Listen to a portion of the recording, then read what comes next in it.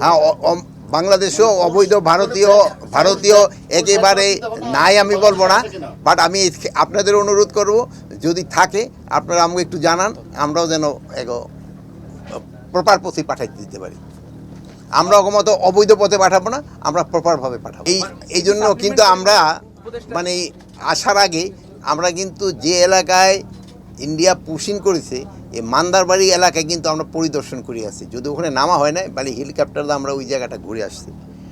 তো আমাদের হলো এটা আমাদের এখানে ফরেন মিনিস্ট্রি ডিজি উনিও আছেন, আমরা তাদের জানিয়েছি আমাদের বাংলাদেশি যদি কেউ ইন্ডিয়া থেকে থাকে আপনারা প্রপার চ্যানেলে পাঠান।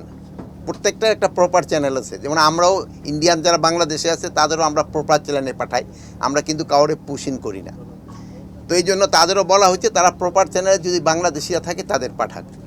গতকালকে আপনারা দেখছেন যে সে ব্রাহ্মণবাড়িয়া ওই সীমান্তেও কিন্তু তারা পুশিংয়ের চেষ্টা করছে, বাট বিজিবির সাথে আনসার এবং জনগণের সহায়তায় তারা কিন্তু করতে পারে নাই। এইসব এলাকায় আমি আপনাদের অনুরোধ করব আপনারা সবাই যদি সহযোগিতা করেন ইন্ডিয়া পুশিং করতে পারবে না। এটা বিজেপির সাথে জনগণ এবং আপনারা সাংবাদিক ভাই বোনেরা আপনাদেরও সবাই একটু সহযোগিতা করতে।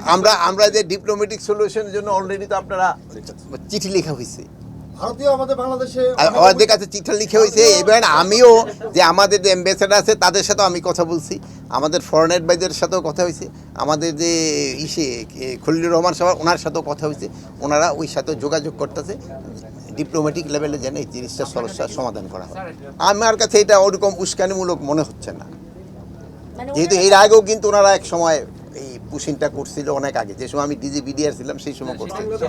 অনেক বছর ধরেই তো তারা আছে, এখন হঠাৎ করে পুশিং করার কারণ হঠাৎ কথা আপনারা হয়তো কিছুদিন আগে শুনছেন যে ওই এই জায়গাটার নাম হলো কি গুজরাটে একটা কলোনির মতো ছিল, বাঙালি কলোনি, বাঙালি বস্তি, ওইটা ওরা ভেঙে দিছে। ওই ভেঙে দেওয়ার পরেই এইটা কিন্তু শুরু। হ্যাঁ, ইউএনএসসির কার্ড এটা আমরা অলরেডি প্রোটেস্ট পাঠিয়েছি, যারা ইউএনএসসির কার্ড হোল্ডার যারা এর ভিতরে কিছু কিন্তু রোহিঙ্গা চলে আসে, যেসব রোহিঙ্গা আবার আমাদের দেশীয় ছিল ওরাও গেছে, আবার যারা ইন্ডিয়ান রোহিঙ্গা তাদেরও পাঠায় দিচ্ছে। এই জন্য আমরা এটার প্রতিবাদ। হ্যাঁ, বাংলাদেশেও অবৈধ ভারতীয় একেবারে নাই আমি বলবো না, বাট আমি আপনাদের অনুরোধ করব যদি থাকে আপনারা আমাকে একটু জানান, আমরাও যেন প্রপার পথে পাঠাইতে দিতে পারি। আমরা অগমত অবৈধ পথে পাঠাবো না, আমরা প্রপারভাবে পাঠাবো। এখানে এরা যদি আমার দেশের নাগরিক হয় তাহলে তো পুশব্যাক করার কোনো অধিকার নাই, যেহেতু তা আমার দেশের নাগরিক, তো আমার থাকতে দিতেই হবে।